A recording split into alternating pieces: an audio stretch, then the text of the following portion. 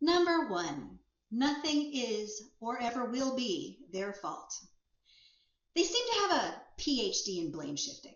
If something goes wrong, someone or something else will always be to blame or be out to get them.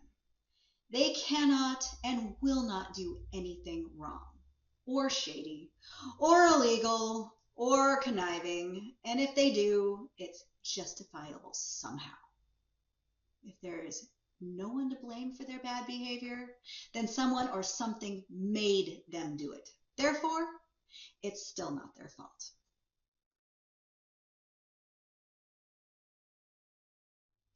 Number two, they cannot and will not apologize for anything. And if they do, it's to shut you up because they're sick and tired of listening to you. Apologies are kind of like giant squids. They're rarely seen. Besides, they have nothing they need to apologize for, unless they're working on getting something out of you. Otherwise, you're more likely to run into a Sasquatch at Starbucks.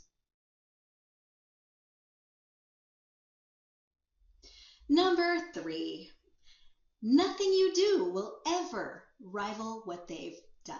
They're always going to have a story that somehow tops yours. You climbed Mount Everest. They climbed it too, twice.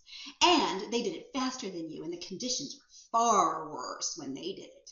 You had a bad day? Theirs was worse. You had a headache? They've had a migraine for a week. No matter what it is, they need to be the winner. They need to be the center of attention. All roads lead back to them, and they're all uphill. Four, lies are basically the same thing as the truth. And the more lies they tell, the more they're actually going to start believing them. And it's their hope that you will believe them too. They'll probably start out with low-key little lies, the little white lies that stretch the truth a smidge. But those little lies turn into big lies. Before you know it, they've laid out all kinds of BS, and none of it adds up. They're counting on it. Confusion is key. Their opinions are facts, and your facts are merely your opinions. They think everyone else is stupid. And they'll treat you like it too.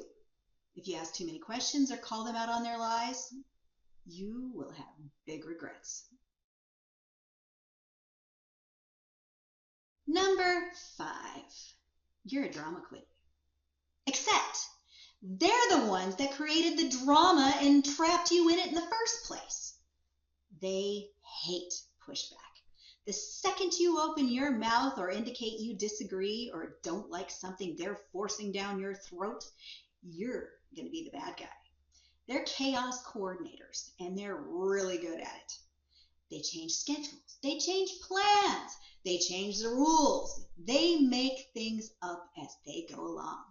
You're the one who's not paying attention. You're the complainer. You're the one who's making things difficult because you had to go and open your big mouth. Who cares what you think anyhow, right? You're stupid, remember? I know all about it. Number six, you're the one with the problem. If they cause havoc, it's your problem. If you're embarrassed because they unloaded every insult they had on the waitress at the restaurant you just ate at, it's your problem. The girl probably forgot to refill his coffee during their breakfast rush. Or they blatantly hit on the waitress right in front of you. That's when you get to hear all about how overly sensitive and paranoid you are.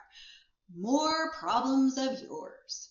If you don't like the schedule they came up with for you, it's your problem. You get the gist here? Nothing they do is ever wrong, nor is it their problem. It's your problem. In fact, you are the problem.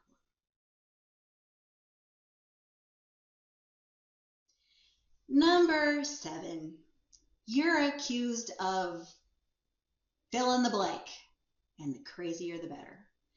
This will run the whole gamut of accusations. You're lying, you're cheating, you took something, you did something, you didn't do something, you lost something.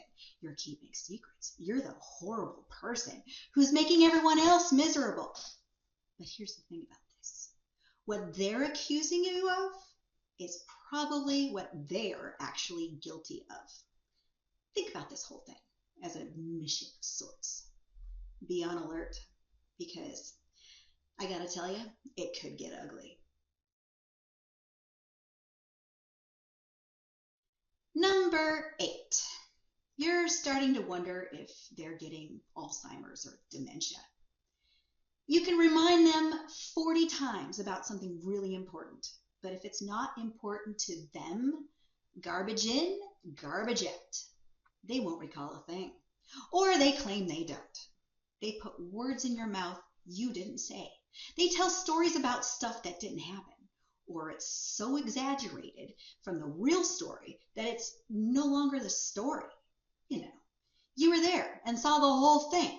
Or you've heard the story before and it seems to mutate every time it gets retold. They have a selective memory, more like selective amnesia. They make all kinds of promises they can't keep. They never intended to keep them in the first place, just so you know. They just want to keep you quiet and hanging on until they can either get what they want out of you or they can locate their next fuel source. Number 9. They act like a 12-year-old bully having a toddler temper tantrum, complete with insults and name-calling. Oh man. If you're on the bad side of their bad day, you're going to hear about it. Stand up to them and they will not hesitate to ruin you, your reputation, and everything you know and love just because they can't take it all away from you. They want power and control over everything, including you. If you get in their way, there will be hell to pay. They'll insult you to the core. They'll hit you where it hurts most, and it'll be your fault. This whole thing can get very scary. There's a physical transformation that happens during these rages too. It's like their face changes. I can't describe it better than that, but you'll know it when you see it. It's like something evil takes over, and it's no joke. Once the rage passes, Mr. Hyde will turn back into Dr. Jekyll, but they'll walk away as if nothing ever happened. You can't possibly forget all that, nor can you just let it go. The threats are real, and they make it personal. Be very aware, because these rages can lead to physical abuse. Number 10. They'll rarely talk about how they feel, and if they do, watch out. It's like a winter storm warning. You know when they're angry. They show it. You know when they're hurt. They get defensive. But everything else, they'd rather keep you guessing. To them, empathy is a disease, and for you, getting sympathy is pretty much a pipe dream. You better find your friends for that. Except for they don't like it when you talk to your friends, because your friends know too much. Here's the deal. They can't feel. They're not capable. They genuinely do not care how you feel either, unless it affects them or something they want. They'll keep you hanging. But there is an exception. If they do get deep and tell you something personal, they're most likely trying to trauma bond with you. Hook, line, and sinker. They open up to you, and then you open up to them. That's how it works, right? Wrong! They are actually gathering intel to use against you later. It's all being filed away up here. Trust me.